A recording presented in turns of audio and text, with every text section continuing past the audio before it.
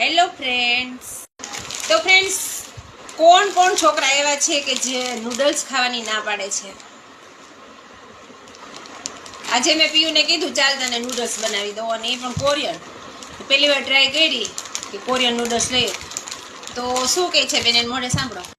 હવે એને પૂછીએ શા માટે નથી ખાવા તારે?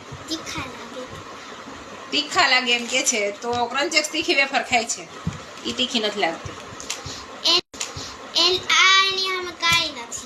તો આ તે ક્યારે ખાધા છે? તો પછી તને કેમ ખબર? મેં વિડિયોમાં જોયું. વિડીયોમાં જોઈ લીધું કે આ તીખા છે એમ. બોલો, આવી છોકરી છે. ફાસ્ટ ફૂડ ઓછું જ ખાય છે, એને શાક રોટલી વધારે ભાવે. શાકમાં ફેવરિટ ભીંડાનું શાક અને રોટલી. તો કયું ફેવરિટ છે?